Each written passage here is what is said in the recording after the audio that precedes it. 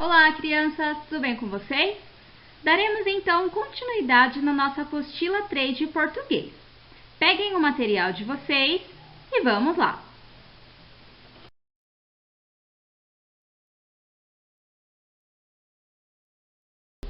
Daremos início então com a gramática aplicada. Nós vamos fazer uma revisão das classificações silábicas. Bom, gente, a monossílaba, ela tem uma sílaba, como por exemplo, dar e eu. A dissílaba, ela tem duas sílabas, como por exemplo, tortas, frutas. A trissílaba, três sílabas. Um exemplo, comida e perfeito. E a polissílaba, ela tem 4 ou mais sílabas, macarronada e feijoada. Nós vamos ver também os encontros vocálicos. O que significa encontro vocálico? É quando as vogais aparecem juntas em uma palavra. Dizemos que há um encontro de vogais. A esse encontro de vogais, damos o nome de encontro vocálico. Um exemplo, leite, piano, enxaguou. Então, gente, nós classificamos esses encontros vocálicos em hiato, ditongo e tritongo. O hiato, eles são duas vogais pronunciadas separadamente e por isso ficam em sílabas diferentes, como por exemplo, piano. O ditongo são duas vogais pronunciadas na mesma sílaba e por isso ficam juntas, como por exemplo, leite. E o tritongo são 3 vogais numa mesma sílaba, todas pronunciadas de uma só vez, como por exemplo, enxaguou.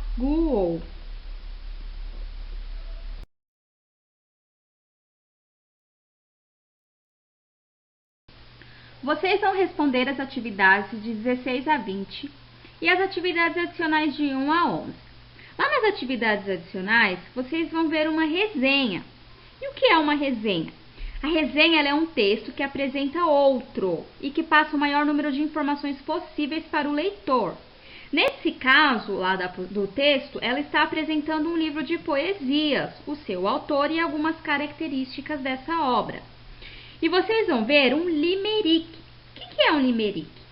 Limerick é um poema curto e bem-humorado, que segue um padrão da composição de 5 linhas.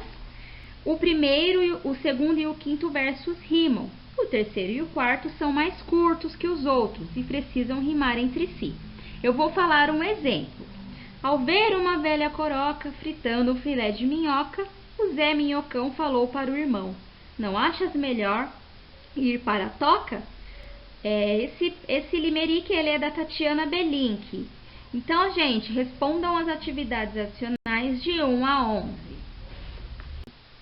Antes da Pro ler o texto, eu quero fazer uma pergunta para vocês. Quem de vocês praticam as boas maneiras? Nossa, Pro, mas o que seriam as boas maneiras? Bom, gente, as boas maneiras, elas significam agir com respeito em relação às outras pessoas e ser respeitado também. Numa sociedade onde haja o respeito mútuo, com certeza as pessoas viverão em harmonia e haverá menos agressões e intolerâncias. São os pequenos gestos do dia a dia. Então vamos ler o texto Erro de Mãe. Era sempre a mesma coisa. Toda vez que eu ia almoçar, mamãe vinha com a mesma conversa. Menino, mastigue pelo menos 20 vezes. O alimento precisa ser triturado. Só avestruz espalha ração por todo lado. João, lave as mãos antes das refeições. Filho, não se esqueça de escovar os dentes após o almoço. Não deixe de comer verduras e legumes. E eu mastigava, comia verduras, lavava as mãos, escovava os dentes, mantinha a mesa limpinha para evitar aquele lenga-lenga de sempre. Mas no jantar de segunda-feira, mamãe passou dos limites. Havia uma azeitona no pastel que eu estava comendo. Mastiguei e a coloquei o caroço em cima da mesa. Mamãe então falou: filho, o caroço a gente coloca no pratinho. Eu olhei bem o prato, ele era redondo. Olhei para a mamãe e achei que não estava brincando. brincando. Pensei comigo mesmo. Coitada, ela não sabe coisas elementares. E disparei. Mamãe, como vou colocar o caroço no cantinho do prato, se o prato não tem cantinho? Ah, errar é humano, mas não saber as propriedades de uma circunferência é coisa de outro mundo. O texto de Cecília Passoni. Vamos então, antes de mais nada, falar sobre o vocabulário. Triturar, né, é mastigar bem, fragmentar o alimento moendo. Passou dos limites, exagerou. Disparar, responder rapidamente. Argumentar, lenga-lenga, conversa enfadonha, monótona. Então, gente, nós temos que saber a importância da atitude da nossa mãe e do nosso pai, ou o nosso responsável ao incentivar a criança a ter boas maneiras. É muito importante, gente, aprender a dizer obrigado e por favor, e aprender as boas maneiras e ser educado com os mais velhos, outros familiares, não gritar sem necessidade e etc.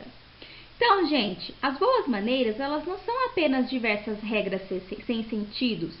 Na realidade, elas são essenciais para conviver em sociedade, demonstrando consideração e respeito por quem nos rodeia.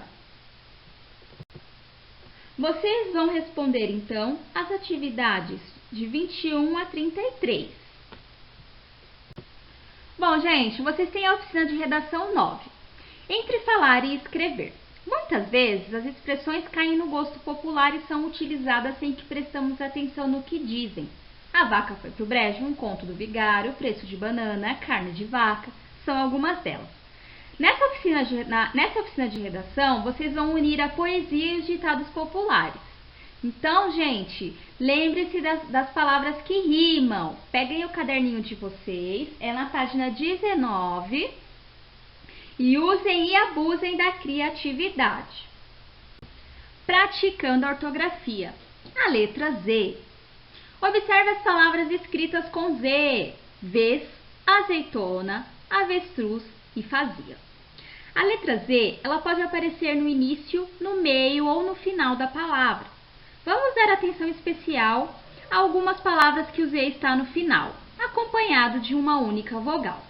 As, es, is, os, us. Então, gente, a Cora colocou alguns exemplos para vocês verem.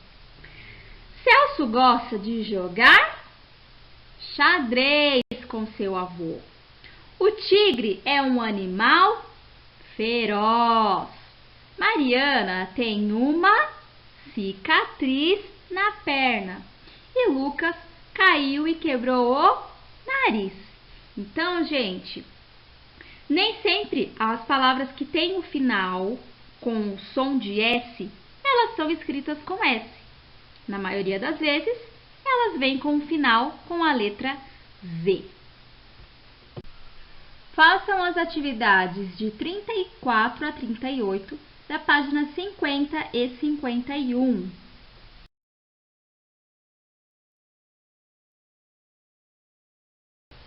Os substantivos simples e substantivos compostos. Bom, gente, os substantivos simples, eles são formados por uma só palavra. Como, por exemplo, sol, roupa, chuva, bandeira, gato, raquete, carro e etc. Os substantivos compostos, eles são formados por mais de uma palavra. Por exemplo, guarda-roupa. Bom, nós sabemos, né, que tem a palavra guarda e a roupa. Então, para este nome guarda-roupa, nós temos duas palavras. Então, ela é um substantivo composto. Girassol. Por mais que esteja escrito tudo junto, vocês sabem que a palavra gira e sol se juntaram. Então, ela é um substantivo composto. Assim como o guarda-chuva, porta-bandeira e etc. Então, vamos lá. Os textos são formados por frases. Leia o 8º parágrafo extraído do texto Erro de Mãe. Mas no jantar de segunda-feira, a mamãe passou dos limites. Havia uma azeitona no pastel que eu estava comendo. Grande parte das palavras que compõem uma frase são substantivos.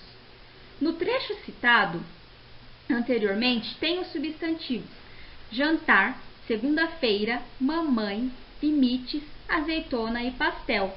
A maioria desses substantivos são simples, isto é, formado por uma única palavra.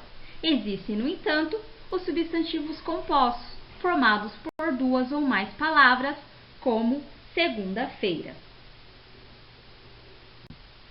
Temos alguns outros exemplos. O copo de leite, ele tem um significado do copo de leite. É isso mesmo, gente. O dedo de moça, ele tem um significado diferente de dedo de moça.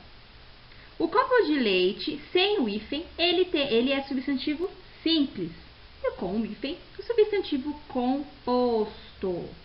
Então, o substantivo simples é formado por uma só palavra e o composto por duas ou mais palavras.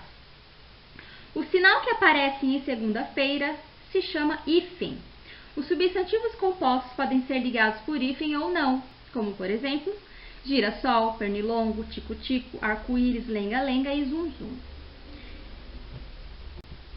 Então, gente, respondam as atividades de 39 a 41 e as atividades adicionais 12 a 21.